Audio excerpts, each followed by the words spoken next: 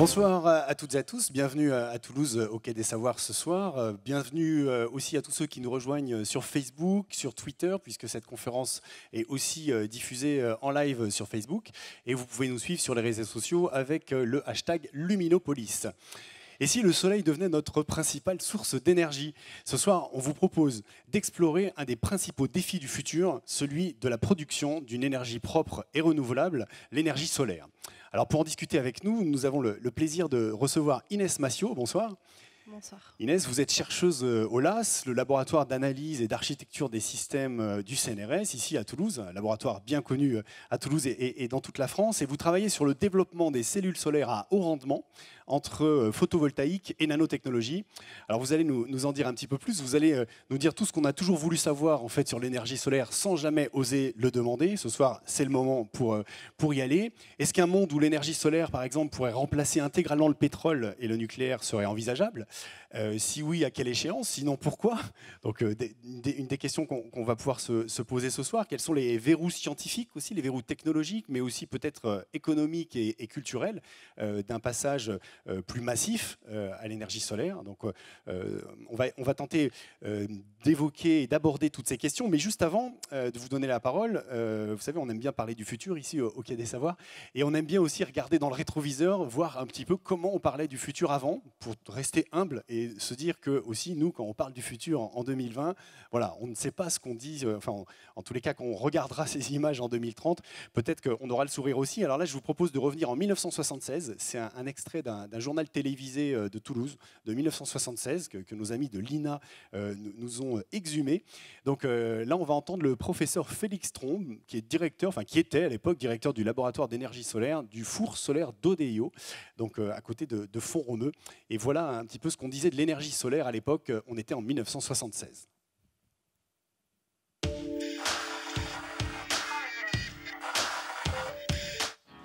Le Soleil, qui transforme chaque seconde 657 millions de tonnes d'hydrogène en hélium, fournit à notre planète un demi-milliardième de son énergie totale.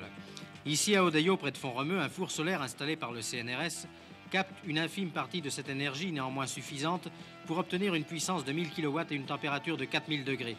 Un exemple précis, des plaques de fer de 1 cm d'épaisseur ont été transpercées en 1 minute dans le foyer des 9000 miroirs paraboliques de ce four solaire, le plus grand du monde. Oui, le four solaire, opérationnel depuis 6 ans, est utilisé à différents programmes de contrôle de résistance de matériaux. Son principe intéresse les chercheurs du monde entier qui orientent leurs recherches vers une utilisation thermodynamique du rayonnement solaire. Objectif, créer des centrales électrosolaires. C'est donc en ce moment l'objectif numéro 1 du CNRS, partant des principes de miroir orienteur d'Odeo, de faire des centrales solaires dans lesquelles on pourrait produire d'abord 1 ou 2 mégawatts, quelques dizaines de mégawatts et plus, et répéter ces motifs de production de puissance, non seulement en France, mais dans divers pays qui ont besoin d'énergie. Le système de conversion thermique et thermodynamique est expérimenté dans les pays à fort ensoleillement. C'est le cas notamment pour les pays en voie de développement. De toute façon, à l'échelle planétaire, les savants travaillent à une utilisation rationnelle pour l'avenir des énergies naturelles dont nous disposons. Je pense qu'on n'évitera pas, comme nous n'évitons pas non plus le relais du nucléaire, on n'évitera pas le jour où il n'y aura plus de pétrole, plus de charbon et peut-être plus de nucléaire, on n'évitera pas les énergies de remplacement naturelles. Le soleil, les chutes d'eau, le géothermique, l'énergie du vent qui viendront prendre le relais. Mais comme vous savez, pour toutes ces énergies, et l'énergie atomique n'y a pas échappé, il faut 1,5 génération au moins pour passer de la recherche fondamentale au développement. Donc, si nous commençons maintenant à augmenter le travail, développer les recherches et les prototypes avec le soleil, nous pouvons espérer voir le vrai développement de ces énergies se situer vers l'an 2000 au plus tôt. Alors, un développement de ces énergies à l'an 2000, on a l'impression là qu'il faut peut-être attendre 2 générations plutôt qu'une génération pour voir un véritable développement de ces énergies solaires.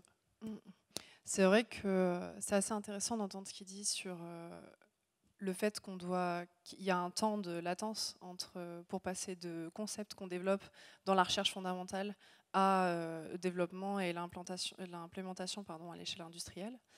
Et je pense que ça a pris plus longtemps pour le solaire photovoltaïque. Enfin, là, il parle de solaire thermodynamique, mais pour le solaire de manière générale, et en particulier photovoltaïque, pour d'autres raisons. Dans les années 70, effectivement, donc là, ce journal télévisé, c'était en 1976. Oui, 1976. C'est là qu'il y a eu un boom sur l'énergie solaire, photovoltaïque, thermodynamique, à l'époque du choc pétrolier.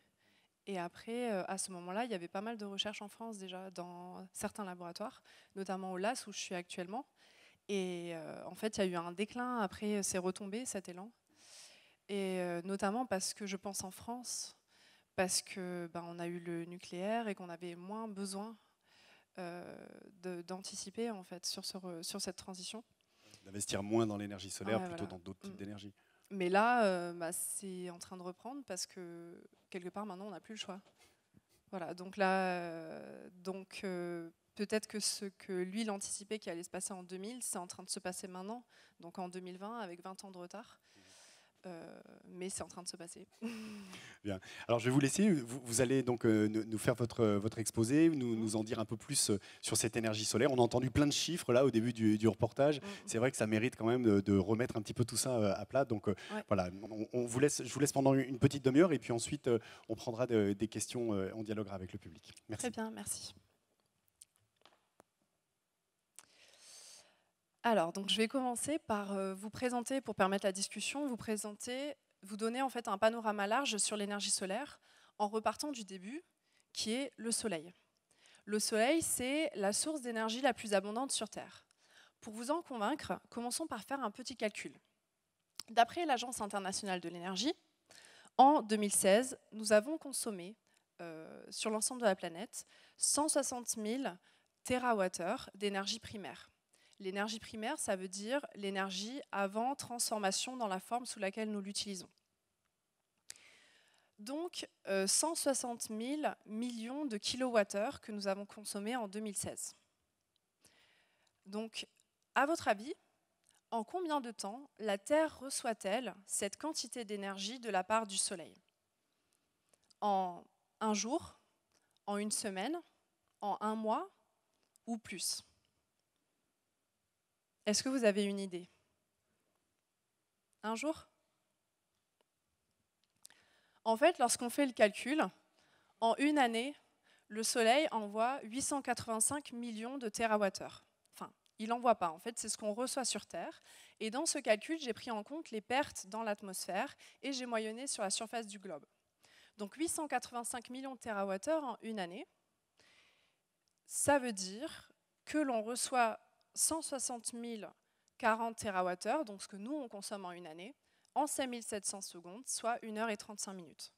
Donc en 1 h et 35 minutes, et ça c'est vraiment par rapport donc, aux chiffres de 2016, la Terre reçoit suffisamment d'énergie pour subvenir à nos besoins pour une année entière. Donc on voit ici que la ressource que l'on a par le Soleil, c'est une ressource d'énergie qui est considérable, qui est vraiment colossale. Alors maintenant, voyons comment on peut convertir cette ressource, comment on peut l'utiliser. En fait, de quoi parle-t-on lorsqu'on parle d'énergie solaire? Qu'est-ce que c'est l'énergie solaire? Vous le savez tous, le Soleil émet de la lumière. La lumière, c'est ce qu'on appelle en physique, donc moi je vais beaucoup vous parler de physique parce que je suis une physicienne, la lumière c'est une onde électromagnétique. Alors les ondes électromagnétiques, ça vous parle peut-être pas trop, et pourtant on les côtoie tous les jours. Lorsque vous allez faire des radios chez le médecin, les rayons X, dans votre cuisine, les micro-ondes, et on les utilise beaucoup pour la communication avec les ondes radio et le Wi-Fi. Alors une onde, c'est la propagation d'une perturbation. C'est peut-être pas forcément facile à voir avec les ondes électromagnétiques, alors réfléchissez à un autre type d'onde que vous connaissez bien, les ondes mécaniques. Imaginons que vous allez vous promener dans un parc, que vous prenez une pierre, que vous la jetez dans l'eau. La pierre va perturber la surface de l'eau et vous allez créer une série de vaguelettes qui vont se propager sur toute la surface de la mare. Vous avez ainsi créé une onde et cette onde, cette perturbation, on peut la caractériser par la distance entre deux vaguelettes successives. Cette distance, c'est ce qu'on appelle la longueur d'onde. Revenons à notre Soleil maintenant. Le Soleil, il envoie de la lumière qui est en fait une superposition d'ondes lumineuses, donc d'ondes électromagnétiques, qui ont des longueurs d'onde entre 200 nanomètres et 2500 nanomètres, donc de l'ultraviolet à l'infrarouge. Tout à l'heure, on parlait de vaguelettes donc, qui étaient espacées, on va dire, de quelques centimètres. Ici, un nanomètre, je ne sais pas si ça vous parle, mais c'est 1/1000e de millimètre. Donc on est à une échelle qui est beaucoup plus petite. Entre 400 et 800 nanomètres, c'est un domaine qui nous intéresse particulièrement parce que c'est le domaine de la lumière visible, donc des longueurs d'onde que l'œil humain est capable de voir. Et ce que j'ai représenté ici aussi, c'est que pour les ondes lumineuses, la longueur d'onde est liée à la couleur. Le violet correspond ainsi à une longueur d'onde plus courte que le rouge. Alors en fait, quand on s'intéresse à l'énergie solaire, on a tendance à préférer parler de photons plutôt que d'ondes. Les photons, ce sont des particules énergétiques qui représentent ce que nous envoie le Soleil. Un photon, il va porter une énergie qui est, comme je l'ai indiqué ici, inversement proportionnelle à la longueur d'onde. Ça veut dire que plus un photon correspond à une longueur d'onde courte, plus il va porter d'énergie. Autrement dit, pour revenir à nos couleurs de tout à l'heure, les photons violets ont beaucoup plus d'énergie que les photons rouges. Alors maintenant, comment est-ce qu'on peut utiliser cette énergie portée par les photons? Il existe différents moyens de la convertir. Ce soir, je vais vous parler principalement du solaire photovoltaïque. D'abord parce que c'est le moyen de conversion qui est le plus développé actuellement, aussi parce que c'est mon domaine de recherche. Je vais aussi vous parler de deux autres types de conversion. La conversion en chaleur, c'est le solaire thermique, et la conversion en énergie chimique, qu'on appelle aussi photosynthèse artificielle. Commençons par le solaire photovoltaïque. Ici, vous voyez un objet que, comme moi, vous devez bien connaître, qu'on a vu se répandre sur nos toits et sur nos ombrières de parking ces dernières années. C'est ce qu'on appelle le panneau solaire. Regardons d'un peu plus près ce panneau. Ce panneau, il est composé de différentes cellules qui sont connectées entre elles. Et c'est dans la cellule photovoltaïque que se fait la conversion de l'énergie solaire en électricité. Regardons maintenant de plus près notre cellule photovoltaïque. Dans la grande majorité des panneaux commerciaux, 95% à peu près, elle est faite de silicium. Le silicium, c'est un matériau qui est un peu spécial. C'est un matériau semi-conducteur. Ça veut dire qu'il n'est pas isolant électriquement, mais ce n'est pas non plus un métal. Autrement dit, le courant électrique passe dans le silicium, mais sous certaines conditions. Alors creusons un peu ça. Le courant électrique, c'est un déplacement de particules, les électrons. Les électrons, ce sont des particules qui sont chargées électriquement, ce sont des charges négatives, et ce sont aussi des particules qui font partie des constituants élémentaires des atomes, comme les protons et les neutrons. Notre cellule, en fait, elle est composée d'atomes de silicium qui sont reliés les uns aux autres, et chaque atome est entouré de son nuage d'électrons. Alors, je vous ai dit, le silicium, il est un peu spécial. Les électrons, ils ne sont pas tous libres dans le silicium, ils ne peuvent pas tous se déplacer librement. En fait, pour pouvoir se déplacer, un électron va avoir besoin de posséder une certaine quantité d'énergie. Pour le silicium, c'est 1,1 électron-volt. Et dans le cas de la cellule solaire, ce sont les photons qui arrivent du Soleil qui vont fournir cette énergie aux électrons pour leur permettre de se déplacer.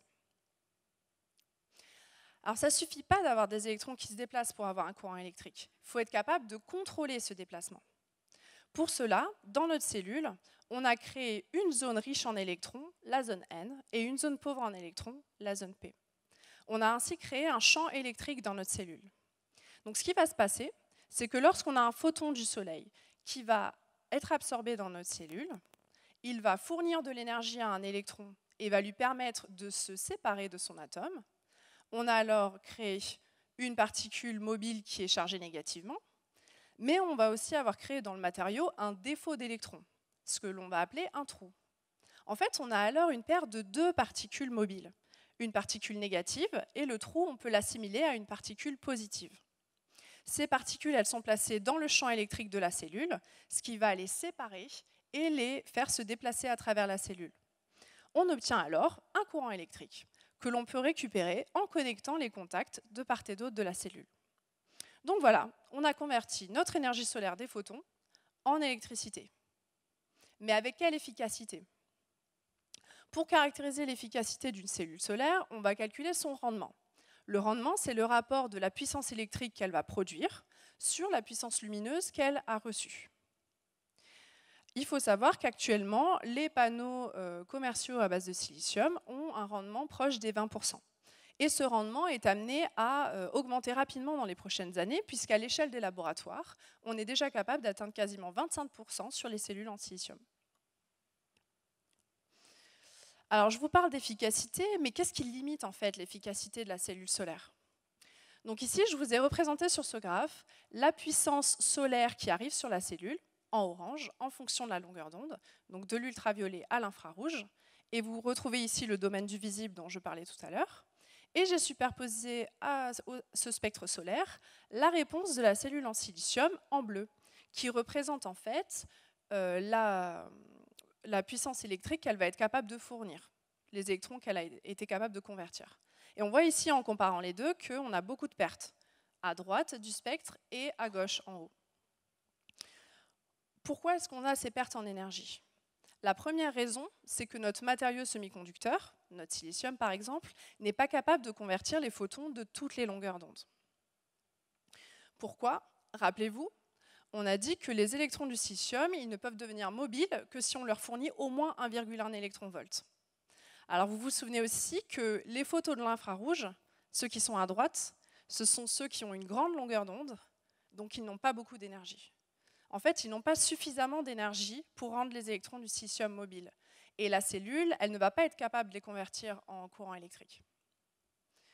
La deuxième source de perte, c'est que les photons à gauche, eux, ils vont avoir suffisamment d'énergie. En fait, ils vont en avoir beaucoup trop. Et la cellule, elle va être capable de les convertir, mais avec beaucoup de perte d'énergie.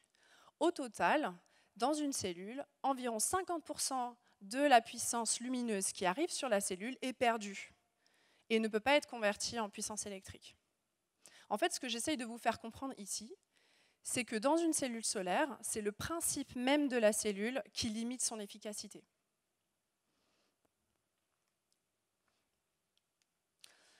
Alors pour l'instant, je vous ai parlé des cellules existantes qui existent déjà commercialement, les cellules en silicium. Mais qu'en est-il de l'avenir du solaire photovoltaïque? Donc c'est là que je vais un peu parler de ce qui se passe dans les labos de recherche, où il y a actuellement beaucoup de travail sur le développement de nouveaux concepts de cellules solaires. Les deux moteurs principaux de la recherche dans le solaire photovoltaïque, ce sont d'abord de réduire le coût de fabrication de la cellule, mais également d'augmenter le rendement de la cellule. Une des stratégies pour réduire le coût de la cellule, ça va être de réduire son épaisseur. Une cellule plus fine va demander moins de matériaux et va donc être moins chère à fabriquer. Un autre avantage, c'est qu'on va pouvoir faire ainsi des modules qui vont être plus légers, donc plus faciles à installer. Et enfin, les cellules seront ainsi plus flexibles, ce qui est intéressant pour certaines applications, par exemple pour l'intégration dans des objets ou sur des vêtements. Alors le problème, c'est que dans une cellule plus fine, on va avoir moins de matériaux. Ça veut aussi dire qu'on va absorber moins de lumière. Donc on va produire moins d'énergie électrique. Donc il va falloir trouver une solution pour absorber plus de photons dans moins de matériaux. Dans mes travaux de recherche, je me suis intéressée à une stratégie qui est de structurer le silicium à très petite échelle pour piéger les photons dans la cellule. Je vous présente ici les résultats d'un projet de recherche qui a impliqué des chercheurs entre la France, la Belgique et la Suède. Et ici, vous avez une image obtenue au microscope électronique à balayage d'une des cellules que nous avons fabriquées. Comme vous pouvez le voir, ce que nous avons fait, c'est que nous avons fait des petits trous dans cette cellule. Alors vous les voyez gros, mais en fait, ces trous, ils ont un diamètre de 500 nanomètres. Ça veut dire qu'ils sont 160 fois plus petits que le diamètre d'un de vos cheveux. Et grâce à ces petits trous, on a été capable de piéger les photons dans la cellule pour qu'ils restent le plus longtemps possible et que le silicium ait ainsi plus de chances de les absorber et de les convertir en électricité. En fait, dans ces travaux, on a montré que les photons parcouraient en moyenne 7 fois plus de chemin que dans une cellule sans petits trous. Et au final, on a obtenu pour cette cellule un rendement de plus de 8%, alors qu'elle est 200 fois plus fine qu'une cellule commerciale qui a un rendement de 20%. Donc on est passé de 20% à 8% en réduisant l'épaisseur d'un facteur de 100.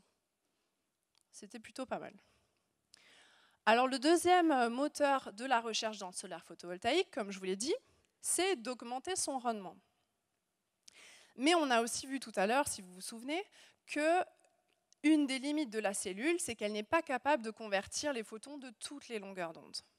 Donc les chercheurs, pour pallier à ce problème, ils ont pensé à empiler plusieurs cellules pour pouvoir avoir un système plus efficace. C'est ce qu'on appelle les cellules multijonctions. Et actuellement, c'est la technologie qui a permis de fabriquer la cellule la plus efficace jamais faite, avec 46% en rendement. Alors par contre, cette technologie actuellement, elle est encore trop chère pour être déployée à grande échelle, mais elle est utilisée dans certaines applications, comme les applications spatiales. Et actuellement, les chercheurs, ils essayent de développer des technologies multijonctions moins chères, par exemple à base de silicium. Donc ici, je vous présente des travaux qui ont été publiés en 2018 par des chercheurs d'un institut allemand qui ont développé une cellule multijonction avec 3 sous-cellules. Donc vous voyez ici le principe de la cellule. On a une cellule qui va s'occuper uniquement de la lumière bleue, une cellule qui va s'occuper de la lumière verte, et la dernière, le silicium, qui va s'occuper de la lumière rouge. Au total, la puissance électrique produite par la cellule sera la somme des puissances produites par chacune des cellules. Et ils ont ainsi montré qu'on pouvait atteindre 33% en rendement avec ce type de cellule, l'objectif étant d'atteindre rapidement les 50% en développant cette technologie.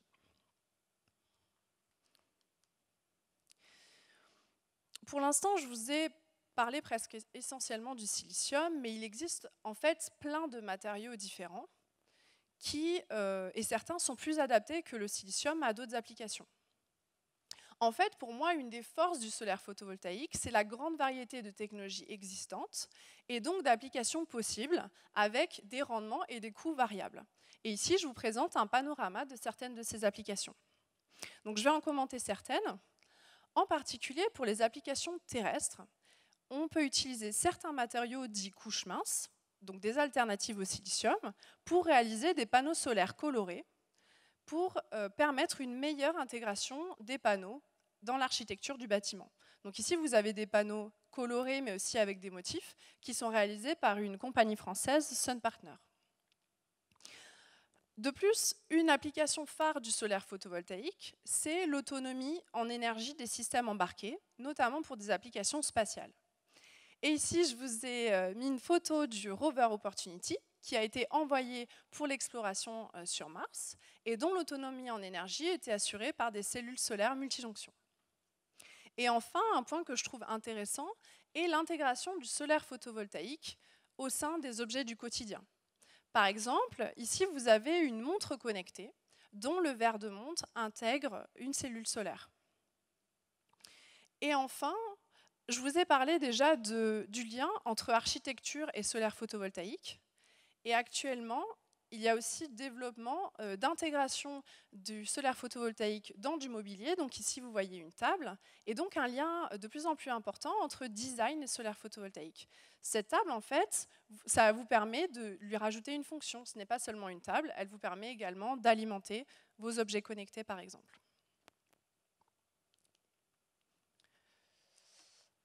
Alors, on va passer maintenant à un autre type de panneau solaire que vous avez peut-être déjà vu, un peu plus rarement, sur certains toits et dans la façade de certains bâtiments.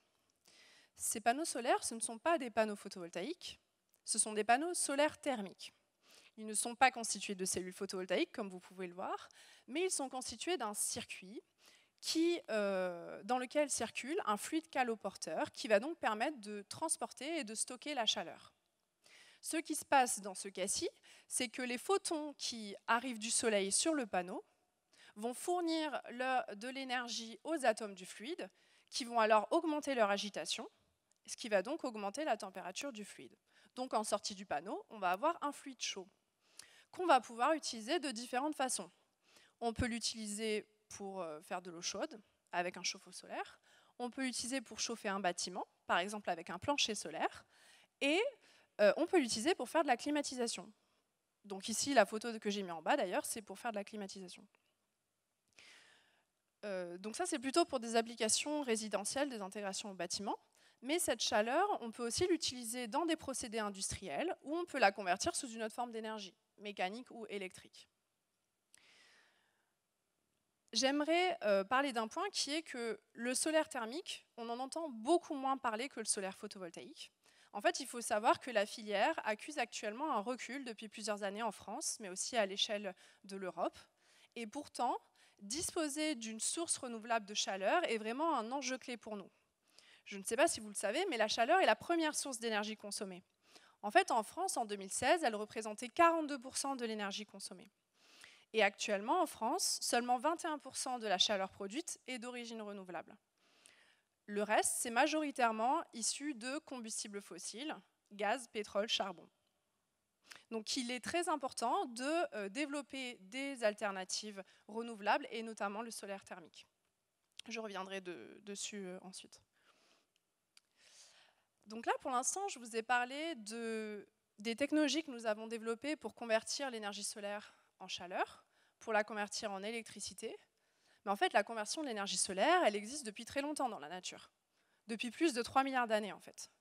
Les plantes, les algues, les bactéries sont capables d'utiliser l'énergie solaire pour produire des composés carbonés qui vont notamment leur fournir l'énergie essentielle à leur fonctionnement. Et comment ? Par la réaction de photosynthèse. Ça, généralement, on en parle parce que la réaction de photosynthèse, elle fournit de l'oxygène qui est nécessaire à notre fonctionnement à nous. Alors pourquoi est-ce que je vous parle de la réaction de photosynthèse ici ? C'est parce qu'un domaine de recherche émergent et très dynamique actuellement, c'est la photosynthèse artificielle. L'objectif est de s'inspirer de la nature pour convertir, grâce à la lumière, des molécules stables et abondantes qui sont l'eau ou le dioxyde de carbone. Donc la première stratégie, ça va être d'utiliser l'énergie solaire pour provoquer la réaction de dissociation de l'eau. Cette réaction, elle va provoquer du dihydrogène, H2, qu'on appelle hydrogène par simplification. Alors je ne sais pas vous, mais moi j'ai beaucoup entendu parler d'hydrogène ces derniers temps. Pourquoi ? Parce que l'hydrogène peut servir de carburant et est donc très intéressant actuellement pour nous dans le cadre de la transition énergétique. Par exemple, la compagnie Alstom a développé un train roulant à l'hydrogène qui est déjà en circulation en Allemagne. Et je ne sais pas si vous le savez, mais sa mise en service est programmée en 2022 en région Occitanie. Un autre avantage de l'hydrogène, en plus de servir de carburant, c'est qu'on peut le stocker. Et ça, c'est avoir une solution de stockage telle que l'hydrogène, c'est très intéressant, par exemple en combinaison avec le solaire photovoltaïque. Imaginons que vous couplez un système solaire photovoltaïque avec un système de production d'hydrogène. Lorsque vous avez beaucoup de soleil et que vous produisez de l'électricité en excès, vous pouvez convertir cette électricité en excès sous forme d'hydrogène, la stocker, et lorsque vous manquez de soleil, vous pouvez restituer cette énergie en inversant en fait la réaction de dissociation de l'eau. La deuxième stratégie d'utilisation de la photosynthèse, ça va être la transformation du dioxyde de carbone qui est présent dans l'atmosphère en des composés organiques qui peuvent servir de biocarburants ou de composants chimiques qui peuvent être utiles à l'industrie.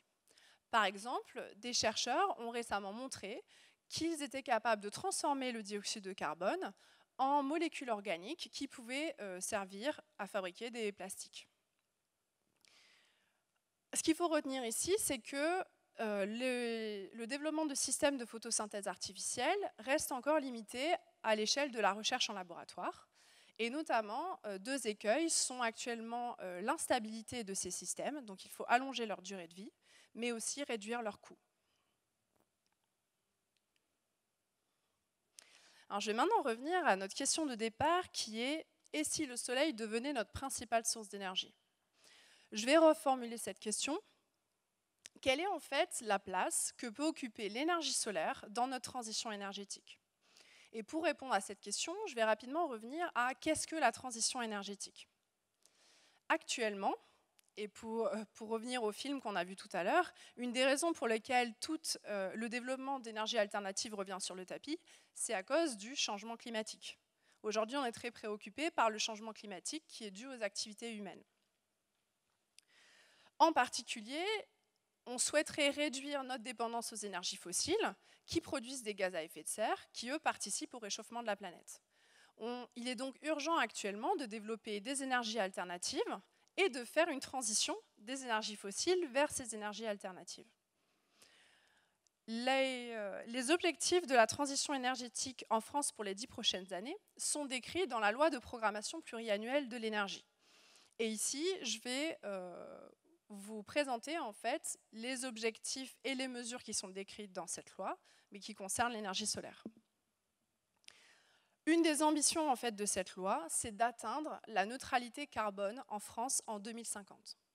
Pour atteindre cet objectif, il y a en particulier 2 points d'action. Le premier point essentiel, c'est de réduire notre consommation en énergie. C'est ce qu'on appelle également la démarche de sobriété énergétique. En fait, notre objectif, l'objectif de la loi, c'est de diviser notre consommation d'énergie par 2 d'ici 2050. Alors, comment est-ce qu'on peut faire ça ? La première source de consommation d'énergie, c'est le bâtiment. Donc, je vous ai parlé tout à l'heure de la chaleur, qui est la première source d'énergie consommée.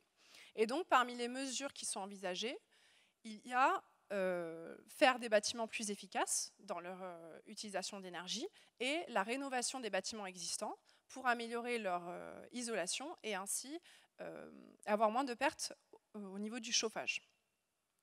Une deuxième grosse source de perte d'énergie, c'est le domaine des transports. Donc pour les transports, ce qui est envisagé, c'est de faire des véhicules plus efficaces. Pourquoi pas des véhicules qui rouleraient à autre chose que les énergies fossiles, on a parlé d'hydrogène tout à l'heure. Et aussi d'encourager de manière plus systématique des solutions de mobilité alternatives, par exemple le covoiturage. Donc là, j'ai parlé du premier point qui est consommer moins. Le deuxième point, pour moi, c'est consommer mieux. Consommer mieux, ça veut dire consommer des énergies qui soient plus durables et notamment des énergies renouvelables. Donc, une des priorités de la loi de programmation pluriannuelle de l'énergie, c'est de décarboner notre production de chaleur, c'est-à-dire de cesser d'utiliser des énergies fossiles pour produire de la chaleur. Comme je vous l'ai dit, la chaleur, c'est la première source d'énergie consommée en France.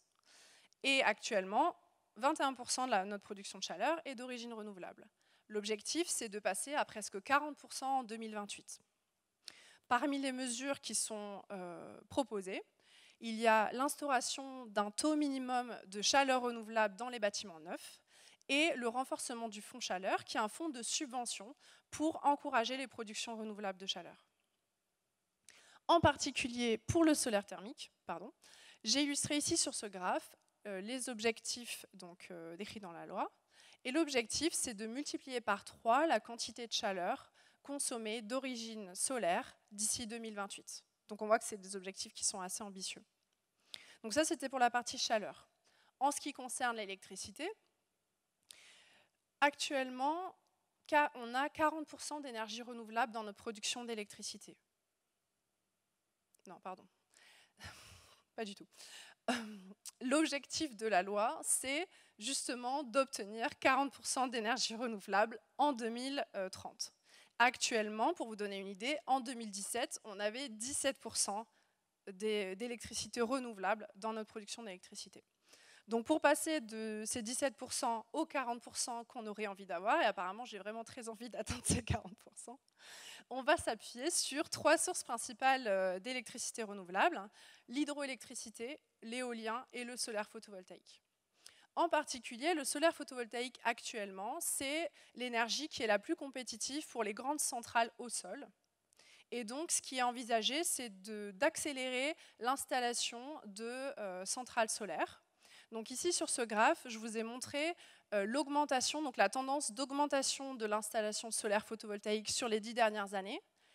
Et on voit que on a envie d'accélérer significativement cette augmentation, de multiplier même d'un facteur 4, de plus d'un facteur 4 en 10 ans, le nombre d'installations photovoltaïques en France. L'objectif, c'est de se focaliser sur l'installation en milieu urbain, donc sur les bâtiments, sur les parkings. Mais il y a aussi d'autres solutions, des solutions émergentes qui sont envisagées. Par exemple, l'agrivoltaïque, qui est l'implantation de centrales solaires, de panneaux solaires en milieu agricole. Et enfin, un point que je pense qu'il vaut le coup d'être mentionné, c'est une tendance de fond qui est d'encourager la décentralisation de la production d'électricité, notamment avec des subventions pour l'autoconsommation, au niveau individuel, mais aussi au niveau des collectivités. L'autoconsommation, c'est de produire soi-même l'électricité que l'on va consommer.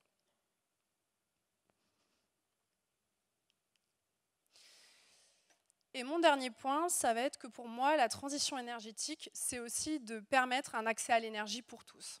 Donc il faut savoir qu'en 2018, 1 personne sur 8 dans le monde n'avait pas encore accès à l'électricité. Une des forces de l'énergie solaire, c'est qu'elle est accessible partout dans le monde.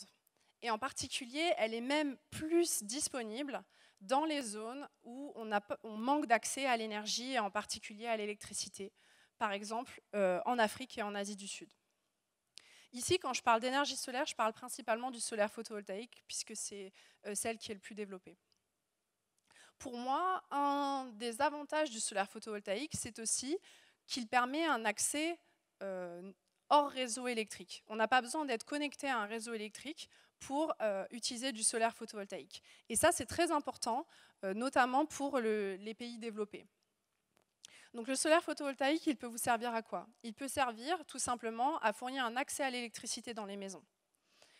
Et ça va avoir 2 impacts forts sur les populations. Le premier impact, qui peut paraître anodin pour nous, ça va être de fournir un éclairage dans les maisons. Et ça va permettre l'éducation des populations, puisque les jeunes vont pouvoir étudier chez eux lorsqu'il fait nuit. Le deuxième impact, qui est très important, ça va être d'offrir un accès à l'électricité dans les cuisines. Actuellement, dans une bonne partie des pays développés, notamment en Afrique, la majorité des gens utilisent des combustibles fossiles comme le charbon ou la combustion du pétrole pour cuisiner. Ça conduit à une pollution terrible de l'air intérieur et actuellement, par an, plus de 3 millions de personnes meurent à cause de cette pollution.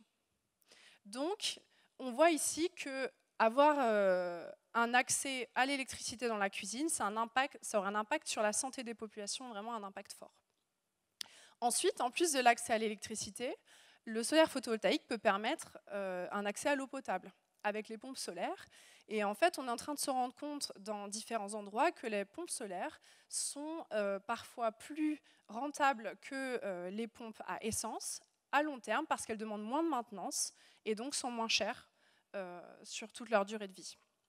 Et enfin, le dernier point que j'aimerais mentionner, c'est le potentiel du solaire photovoltaïque dans l'humanitaire, en particulier pour améliorer les conditions de vie dans les camps de réfugiés. Donc ici, je ne sais pas si vous le savez, mais en 2017, il y a eu une centrale solaire, donc c'est la photo du haut, qui a été implantée en Jordanie pour permettre l'accès à l'électricité à plus de 20 000 réfugiés syriens. Cette centrale leur a permis d'avoir un éclairage. Donc on voit ici une photo de l'éclairage à l'extérieur, ce qui permet d'améliorer les conditions de sécurité dans le camp.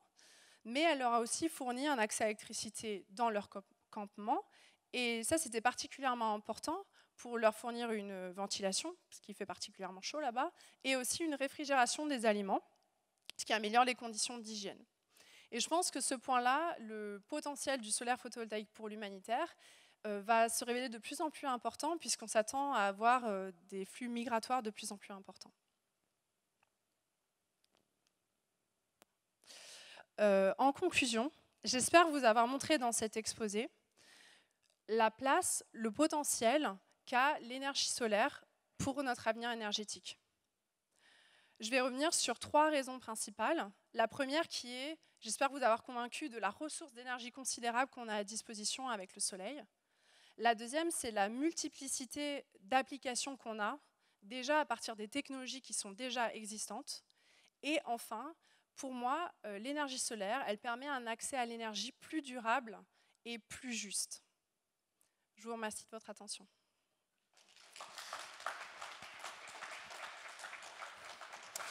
Merci beaucoup Inès pour cet exposé. Ça, effectivement, nous donne un certain nombre de repères, un certain nombre d'informations et aussi beaucoup de questions, je suppose. Alors peut-être dans la salle, voilà, je vois déjà des mains qui se lèvent, aussi sur les réseaux sociaux, il y a déjà 2-3 questions qui se posent. On va prendre tout de suite voilà, une première question dans le public. Bonsoir, merci pour votre présentation très claire.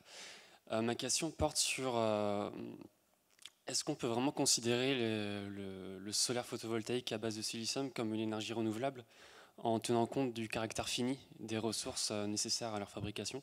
Alors le silicium est abondant dans la croûte terrestre, mais est-ce qu'il y a d'autres composés plus rares qui sont nécessaires justement à cette fabrication? Alors, c'est en effet une question importante. Pour ce qui est la filière silicium, les principaux composants des cellules, ce sont donc le silicium, mais aussi du verre et des métaux comme l'aluminium. Ce qu'il faut savoir, c'est qu'actuellement, au niveau de l'industrie, il y a tout un développement des filières de recyclage des panneaux, notamment à base de silicium. Et j'avais vu que, par exemple, il y a une compagnie de fabrication de panneaux solaires, Voltex Solar, qui, leurs panneaux, ils sont recyclables à plus de 80%. Donc pour ce qui est de la filière silicium, actuellement, je pense que, bon, ce n'est pas forcément le cas aujourd'hui, mais je pense que dans les années à venir, ça ne va pas forcément être un problème, l'épuisement des ressources, parce qu'il y a cette filière de recyclage. Le deuxième point, par contre, il y a d'autres filières. Par exemple, j'ai parlé des cellules multijonctions, qui utilisent des matériaux qui vont être plus rares. Donc là, c'est pour ça que je pense que ces filières-là, elles vont être limitées dans leur déploiement à grande échelle. Ça, c'est sûr. Et du coup, votre question me fait revenir sur un point qui, pour moi, est très important. C'est que notre transition énergétique vers des énergies, on va dire, plus durables, en fait, ce n'est pas seulement notre source d'énergie qui doit être plus durable, c'est la façon dont on consomme notre énergie. Et du coup, je vais revenir, je ne sais pas si vous avez noté, mais le premier point que je vous ai donné pour la transition énergétique, c'est la réduction de notre consommation d'énergie. En fait, si on ne réduit pas notre consommation énergie, qu'on garde le même niveau que maintenant, même avec le solaire photovoltaïque, même avec les sources d'énergie, je pense que on ne peut pas envisager un futur énergétique en se basant sur ces sources-là. Les énergies renouvelables, ce ne sont pas des solutions miracles en fait. Elles vont pouvoir se proposer comme alternative, mais seulement si on est déjà capable de réduire notre consommation en énergie. Peut-être en complément à cette question, parce que je vois que ça réagit aussi sur Facebook sur ce sujet, on a beaucoup entendu dire que les cellules photovoltaïques étaient peu recyclables. Alors là, vous nous donnez un contre-exemple avec une entreprise qui travaille là-dessus. Est-ce que vous, du côté de la recherche, du côté de votre laboratoire, vous avez aussi des recherches dans ce domaine? Vous nous avez montré un certain nombre de projets de recherche qui vont dans le sens d'une optimisation du rendement des cellules. Mais est-ce que vous avez aussi des filières de recherche sur des innovations en termes de recyclage ou en termes d'utilisation d'autres matériaux? Alors en termes de recyclage, au niveau de la recherche fondamentale, pas vraiment, parce que du coup je pense que c'est plutôt du côté développement au niveau de l'industrie. Par contre, je voulais revenir sur un point, enfin j'en profite, c'est que je vous ai parlé de l'idée de réduire le coût de fabrication de la cellule en réduisant la quantité de matériaux utilisés. Mais en fait, la réduction de la quantité de matériaux, c'est aussi quelque chose, même pour la filière silicium, alors que c'est un matériau qu'on dit abondant et qui est de moins en moins cher, c'est aussi une des priorités actuelles pour permettre la pérennité de la filière, en fait. Donc, et actuellement, c'est ce qu'on voit même au niveau industriel, il y a une grosse tendance de réduction de l'épaisseur des cellules, de réduction de la quantité de matériaux. Donc soit en proposant de nouveaux concepts comme je l'ai montré, soit en améliorant le procédé de fabrication en fait, en ayant moins de pertes au niveau du matériau. Et donc il y a quand même, alors, sur la question du recyclage, voilà, je ne peux pas vous en dire plus, mais il y a cette volonté-là d'utiliser moins de matériaux pour produire une cellule avec le même rendement. Une autre question dans la salle? Alors sur les réseaux, on a aussi une autre question au sujet. Je pense qu'il y a quelqu'un qui a réagi sur les exemples que vous avez montrés avec les cellules intégrées dans la montre ou dans un vêtement. Est-ce que vous avez des collaborations avec des designers ou quels sont les usages en fait du photovoltaïque en design? Est-ce que c'est plutôt pour de l'esthétique? Est-ce que ça répond à des véritables fonctions? Est-ce que ça remplit des véritables fonctions? Alors, pour être honnête, moi je ne travaille pas du tout avec des designers. En fait, j'ai mis ces applications-là parce que je trouve que c'est vraiment intéressant de cette relation entre design et pour venir intégrer le solaire photovoltaïque dans notre vie quotidienne. Par exemple, j'ai montré j'ai montré une montre. Donc là, c'est pas seulement, enfin, c'est pas de l'esthétique parce qu'en fait, on le voit pas, la cellule solaire, puisque c'est inclus dans du verre. Je pense que sur le design, sur les designs des objets, il y a une grande volonté d'aller de plus en plus vers l'autonomie en énergie des objets. Donc pour la montre connectée, c'est le cas, puisque la montre connectée, c'est bien, on a ajouté une fonctionnalité à notre montre, mais du coup, elle consomme plus d'énergie. Donc en fait, si on peut utiliser la même surface que notre verre de montre, mais en plus pour permettre que notre montre soit autonome, voilà, là c'est mieux. Et c'est pas un peu la même idée, je trouve, pour la table. C'est de dire, en fait, cette surface sur laquelle on posait des choses, si on peut la fonctionnaliser, c'est encore mieux. J'avais montré une photo d'une créatrice hollandaise, d'une chemise qui a intégré des cellules solaires. Donc là, la photo que j'ai montrée, je pense que c'est esthétique. Mais par contre, j'ai vu qu'elle avait développé toute une ligne de vêtements un peu plus techniques, de vêtements techniques, où les panneaux, du coup, enfin les cellules solaires étaient couplées à une batterie. Et l'idée, c'était pour des gens qui, par exemple, vont faire des randonnées, etc., de leur permettre d'avoir leur propre alimentation en énergie. S'ils sont exposés au soleil pendant toute leur randonnée, comme ça, ils peuvent recharger après leurs appareils. Donc, il y a un côté, je pense, vraiment esthétique, mais il y a toujours une fonctionnalité derrière. Oui, ça va dans l'idée de disséminer un petit peu les sources d'énergie aussi, comme vous avez évoqué à la fin. Pareil, autre question par rapport à vos derniers slides sur le changement, sur la transition énergétique. Et j'avais envie, alors c'est une question peut-être un peu retorse, j'en sais rien, mais qu'est-ce qui fait que tout d'un coup, on va passer à une accélération gigantesque de l'installation, du taux d'installation de panneaux photovoltaïques? Je fais référence à un de vos derniers slides où on voit qu'on est sur une évolution qui est quand même un petit peu lente, on va dire, depuis les années 2000. Et puis, tout d'un coup, 2020, 2040, on va multiplier par 3 ou par 4. Alors, j'ai bien compris que c'était un objectif, mais qu'est-ce qui fait qu'on pourrait atteindre cet objectif? Qu'est-ce qui fait qu'on peut croire qu'on va atteindre cet objectif? Est-ce que c'est juste une question scientifique ou est-ce qu'il y a d'autres enjeux derrière? C'est pas juste une question scientifique, parce que quand on regarde ce qui s'est passé ces dernières années en Chine, eux, ils ont accéléré de manière monumentale leur installation de solaire photovoltaïque. Alors vous allez me dire, c'est plus facile parce que c'est eux qui produisent la grande majorité des panneaux solaires actuellement. Mais le résultat, c'est quand même que ces dernières années, il y a eu une chute qui est assez constante d'ailleurs, du produit... une chute constante, je ne sais pas si on dit ça, mais bon. Il y a une chute qui continue, du prix des modules. Et c'est ce qui fait qu'actuellement, le solaire photovoltaïque est une énergie qui devient vraiment compétitive. Et je pense qu'il faut savoir qu'en France, le problème qu'on a eu, c'est qu'on a manqué, en fait, pendant assez longtemps, de sociétés de production de panneaux solaires. En fait, on en avait des sociétés historiques qui se sont un peu effondrées. Et je pense que là, du coup, il y a un renouveau qui... C'est vraiment bien que ce soit boosté par cette loi, mais je pense que le premier aspect, c'est que maintenant, ça coûte quand même moins cher. C'est qu'en fait, c'est compétitif avec d'autres sources d'énergie et du coup, quelque part, il y a moins de freins au déploiement large échelle de cette technologie. Oui, on avait des sociétés qui n'ont pas forcément été aidées de manière constante aussi par les pouvoirs publics à un certain moment. Et puis, par rapport à la question de l'autoconsommation, il y a aussi un opérateur historique en France qui ne voit pas forcément ça d'un très bon œil. Oui, ça c'est vrai. Mais il faut quand même noter, et moi alors quand je parlais là d'une tendance de fond, c'est ce que j'ai pu voir aussi dans la conférence nationale sur le photovoltaïque, qui est une conférence de spécialistes, c'est uniquement pour les scientifiques, mais on a toujours des acteurs, on va dire, extérieurs à la science qui sont présents, et ces dernières années, on parle beaucoup d'autoconsommation, et il y a quand même, actuellement, des lois qui poussent aussi l'autoconsommation. Des subventions pour, si on veut développer nos projets d'autoconsommation à l'échelle individuelle, les particuliers et les collectivités. Et je pense que du coup, ça peut être très intéressant parce que globalement, et même si on regarde en dehors de l'énergie, une des tendances actuelles, une des volontés qu'ont globalement les gens, c'est de décentraliser les choses. C'est d'aller vers des choses à l'échelle locale. Et donc, moi, je pense qu'à terme, c'est ce qu'il faudrait qu'on fasse au niveau de l'énergie. C'est consommer l'énergie au plus proche. Donc pour ça, l'autoconsommation, ce serait vraiment... c'est une bonne idée, quoi. Alors on nous demande justement sur Facebook, là peut-être pour revenir sur des éléments que vous avez apportés, mais, sur la proportion d'énergie qui vient du solaire en France.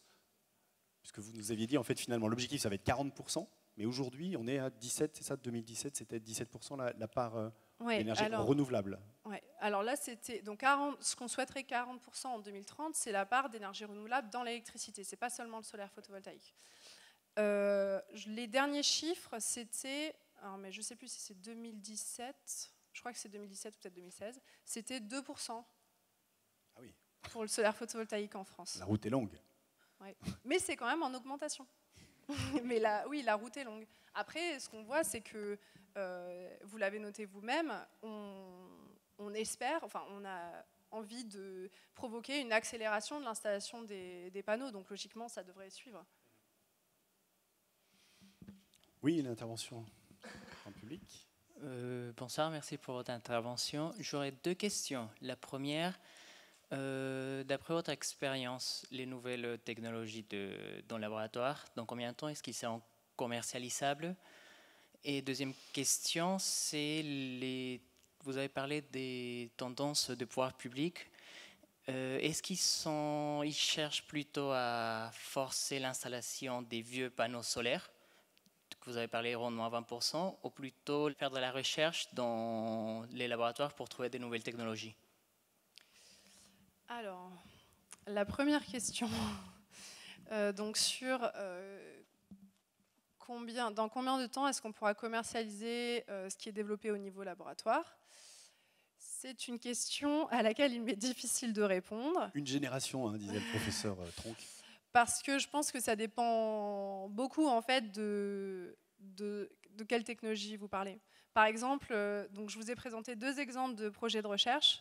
Le premier exemple auquel j'ai participé, je pense que ce ne sera pas commercialisé. Parce que c'était un peu des nouveaux concepts sur des cellules trop fines, le procédé de fabrication était trop cher. Donc je pense que ça n'ira pas jusqu'à la commercialisation. Après, dans le projet de recherche, on a développé des idées qui sont, elles, en train d'être appliquées sur d'autres technologies. Bon, là, du coup, je ne peux pas dire combien de temps. Le deuxième exemple que j'ai donné, les cellules multijonctions à base de silicium, je pense que ça... Et après, voilà, c'est encore des cellules multijonctions avec des matériaux qui coûtent cher. Donc, c'est difficile voilà, de dire. Mais actuellement, si je peux vous donner quelque chose sur les tendances actuelles dans la recherche sur le solaire photovoltaïque, les multijonctions, c'est vraiment à base de silicium, c'est la grosse tendance actuellement. Je ne sais pas si vous avez entendu parler d'un matériau un peu miracle qui s'appelle les perovskites, qui est un matériau organique hybride qui est sorti maintenant il y a moins de 10 ans, mais qui a fait un perovskite, voilà, qui a fait un bond dans les efficacités, qui est passé de 6% à maintenant ils sont à plus de 20% en quelques années. Et donc actuellement, il y a des recherches sur, par exemple, des cellules tandem, donc 2 jonctions, perovskite-silicium. Typiquement, ça. Alors, actuellement, il y a encore des problèmes de stabilité, etc. Mais ce type de technologie, je pense que ça pourrait être commercialisé assez vite, parce que la perovskite, ça n'a pas un coût très élevé. Le silicium, on connaît déjà beaucoup cette technologie, puisqu'on travaille dessus depuis 50 ans. Donc là, ça peut être plus court. Je pense que ça dépend vraiment des technologies. Ça, c'est la première question. Deuxième question. Est-ce que les pouvoirs publics vont voilà, aider à s'équiper avec des vieux panneaux, avec des panneaux avec des nouvelles technologies? Peut-être que la réponse est dans la question, mais je ne sais pas. Non, parce que je pense que actuellement, l'implication... Alors du coup, là, je vais répondre ce que moi, je vois de l'implication des pouvoirs publics à travers leur effort au niveau recherche et ce que je vois au niveau de la loi de programmation pluriannuelle de l'énergie. Dans cette loi-là, il y a une volonté d'encourager l'autoconsommation, mais l'autoconsommation, du coup, ça se base sur les technologies qui sont actuellement disponibles, donc principalement du silicium.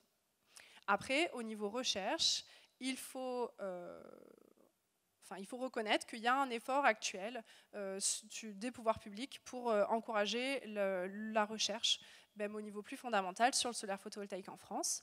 Il y a une fédération photovoltaïque qui a été créée en 2011. Il y a un institut photovoltaïque Île-de-France qui a été inauguré fin 2018, qui est un institut de recherche uniquement sur le solaire photovoltaïque.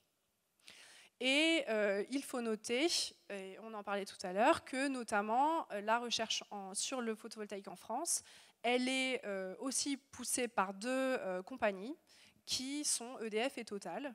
et qui font partie en fait notamment de l'Institut photovoltaïque Île-de-France, donc ils sont associés avec le CNRS et les universités dans cet effort de recherche. Mais c'est pas les seuls industriels aussi, hein. Il y a aussi Air Liquide, il y a d'autres industriels qui sont impliqués dans ces recherches. Oui, donc ça peut se traduire par des crédits supplémentaires et par un effort peut-être un peu plus soutenu à travers aussi des perspectives pour ces industriels d'aller sur de nouveaux marchés.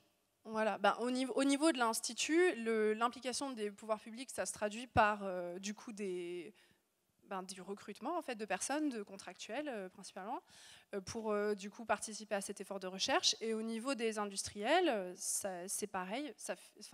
Par exemple, EDF, ils ont du personnel, des ingénieurs de recherche qui travaillent uniquement sur le solaire photovoltaïque.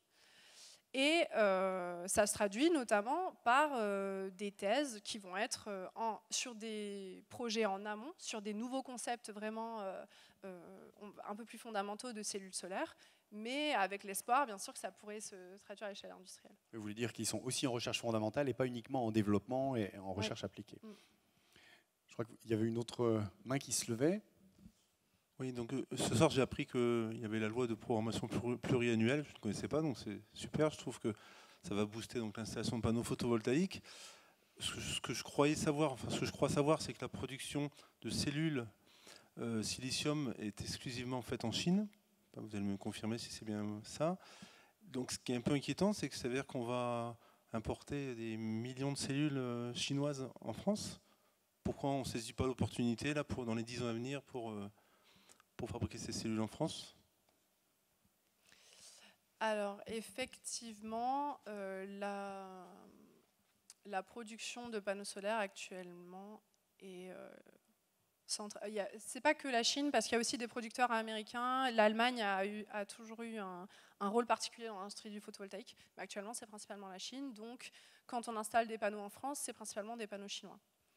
Après, et on l'a un peu dit tout à l'heure, mais c'est vrai qu'il y a un moment où il y a eu peut-être un défaut de soutien de la part des pouvoirs publics pour les industriels français dans le domaine du solaire photovoltaïque.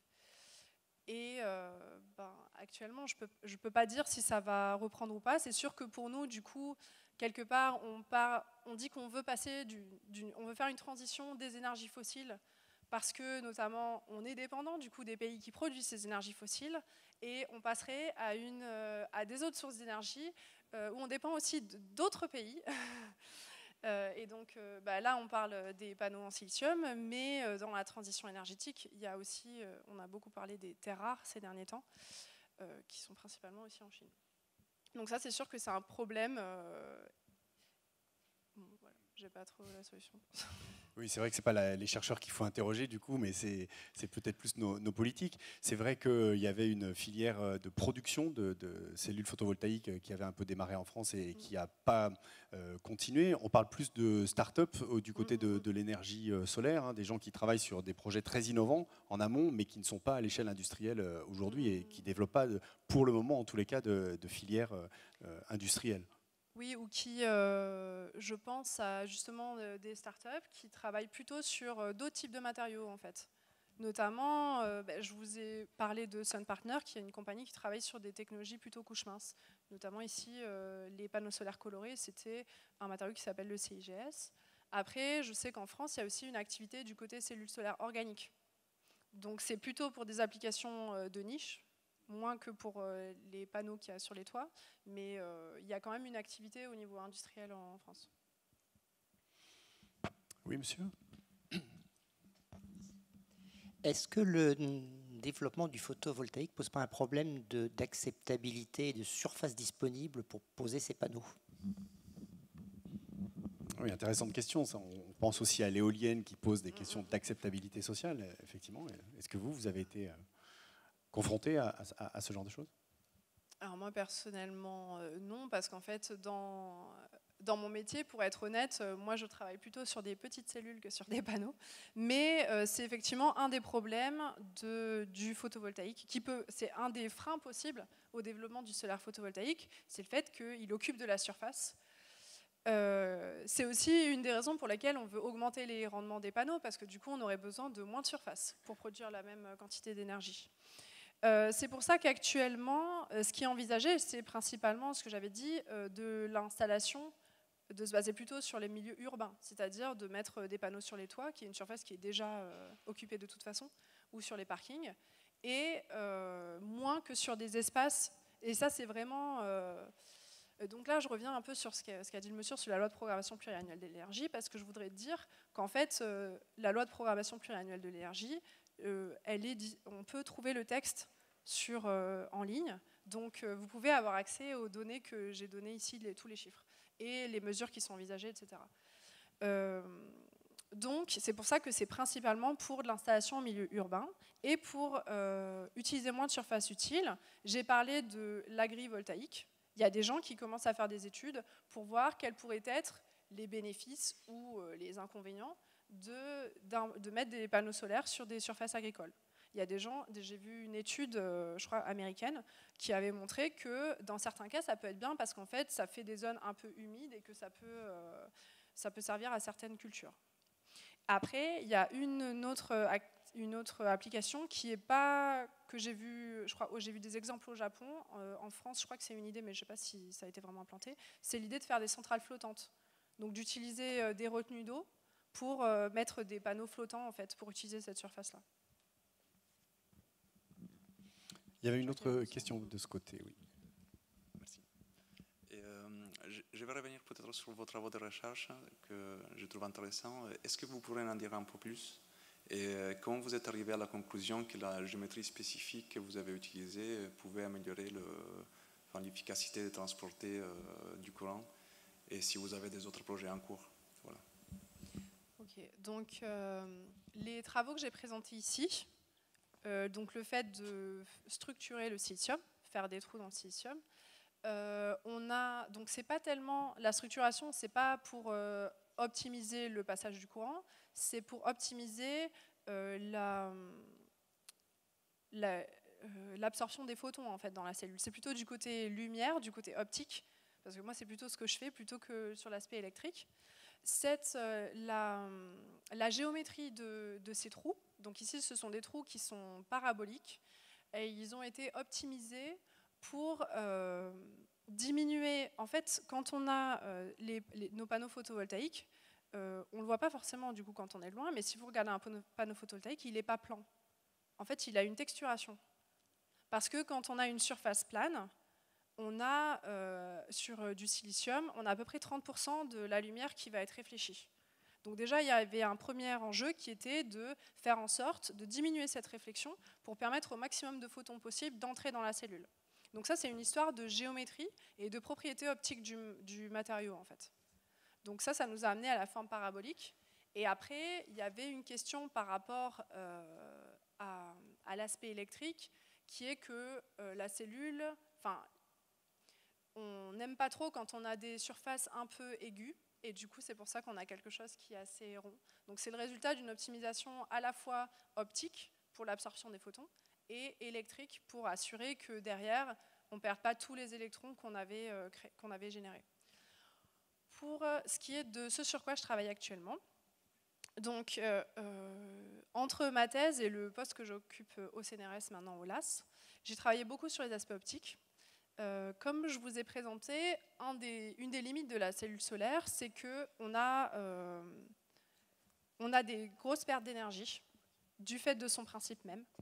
Et ces pertes, elles se traduisent principalement par de l'échauffement. La cellule, elle va chauffer en fonctionnement. Et cette augmentation de température, elle va dégrader son efficacité. Donc un des enjeux actuels dans le solaire photovoltaïque, dans la recherche pour essayer d'augmenter les rendements, c'est en fait de réduire ces pertes sous forme de chaleur et de récupérer en fait cette énergie qui est perdue. Donc actuellement, là je suis rentrée au CNRS en octobre 2018, donc très récemment, je travaille sur des moyens de récupérer cette énergie qui est perdue sous forme de chaleur et de la valoriser sous forme d'électricité également. Un spécialiste. Non, en particulier, l'approche que j'étudie actuellement, c'est ce qu'on appelle un système de cogénération. En fait, les systèmes de cogénération, ça existe sous d'autres formes. Des panneaux solaires qui vont derrière pour récupérer cette chaleur, en fait, on va mettre un circuit d'eau. Comme ça, avec l'échauffement de la cellule, on va chauffer de l'eau. Donc ça, c'est un système de cogénération solaire thermique derrière. Et moi, l'approche que j'envisage, c'est de coupler la cellule solaire avec ce qu'on appelle un générateur thermoélectrique, qui est un matériau qui va produire de l'électricité lorsqu'il est soumis à une différence de température. Donc l'idée, c'est de dire, on sait qu'on chauffe une partie de la cellule. Si je mets ce matériau collé à cet endroit-là, lui, il va générer l'électricité grâce à cette énergie thermique, à cette chaleur. Et donc ça, c'est l'idée de base, on va dire. Je ne suis pas la seule à travailler là-dessus. Et mon idée à moi, c'est que je viens un peu des nanotechnologies. J'aime bien travailler sur des choses à petite échelle. L'idée, c'est quand on se place à petite échelle, donc sur la même échelle que nos photons, sur la même échelle que ce qui se passe pour les électrons, on va pouvoir mieux contrôler ce qui se passe. Et donc, mon projet actuel, c'est d'utiliser les nanotechnologies pour venir mieux contrôler justement cette conversion de la chaleur perdue dans la cellule en électricité. Passionnant. Une dernière question. Attendez le micro, monsieur. Oui, pardon. Est-ce que vous vous inspirez dans le captage des photons de la façon dont la nature le fait sur les feuilles, avec les plantes, semble-t-il, avec beaucoup d'efficacité? Pour imaginer des capteurs solaires photovoltaïques sur les arbres, pas seulement sur les toits, avec toutes les facettes que représente un arbre qu'a inventé pendant des milliards d'années la nature. Est-ce que vous vous inspirez de ça? Oui, ça a été, vous en avez parlé d'ailleurs de la photosynthèse. Ouais. Alors pour le solaire photovoltaïque, pour le design des panneaux, je pense à quelque chose qui est, c'est pas tellement inspiré des arbres, mais je pense à des systèmes qui ont été faits qui ressemblent plutôt à des fleurs en fait, avec un système d'ailleurs qui est rétractable. Voilà. Ça c'est un type d'inspiration, de biomimétisme pour le design du système photovoltaïque. Par contre, je pense, dans ce que moi je fais, dans la structuration du matériau pour absorber la lumière, il y a pas mal de travail sur le biomimétisme, notamment, mais pas trop tellement sur les feuilles, mais en s'inspirant de certains animaux ou de certains insectes, par exemple le scarabée ou les ailes de papillon, qui ont en fait, nous on ne le voit pas à notre échelle, mais les ailes d'un papillon, c'est structuré à une très petite échelle, à une échelle qui est proche de la longueur d'onde, pour interagir de manière particulière avec la lumière. Donc actuellement, il y a des travaux, même pour des intégrations dans des cellules solaires, pour s'inspirer de ces structures-là, réussir à les reproduire, parce qu'en fait, c'est pas facile, parce que c'est hyper compliqué. Ce sont des structures, moi je vous ai montré ces trous qui déjà n'ont pas été faciles à faire, mais qui étaient relativement simples. En fait, généralement, c'est des structures qui sont à différentes échelles. Sur une aile de papillon, sur la carapace d'un scarabée, vous avez 2, voire 3 structurations à différentes échelles. Voilà. Et il y en a où c'est vraiment très petit. Donc, on arrive de plus en plus à faire ça parce qu'on dispose de technologies de plus en plus performantes qui nous permettent de structurer à plus en plus petite échelle. Et donc, effectivement, mais plutôt du côté optique. Voilà, peut-être des pistes de collaboration avec des designers, justement, pour essayer de travailler sur des dispositifs bio-inspirés. En tous les cas, merci beaucoup Inès Massiot pour votre intervention, pour cette discussion autour de l'énergie solaire. On va s'arrêter là. Vous pourrez retrouver cette conférence sur la chaîne YouTube du Quai des Savoirs. N'hésitez pas à la partager, à la commenter, à la liker. Et puis, on suivra aussi vos travaux de près, parce que c'est vrai que c'est des pistes assez stimulantes, assez intéressantes. Merci à toutes et à tous pour votre participation ce soir. Bonjour et au revoir aux réseaux sociaux. Et à très bientôt pour une prochaine conférence. Et si on éteignait nos villes la nuit, donc un autre sujet autour de la lumière, ça sera au mois de juin prochain. Et avec Sébastien Vauclair, on aura le plaisir de discuter sur la question de la pollution lumineuse en ville. Merci, bonne soirée, bonsoir. Merci.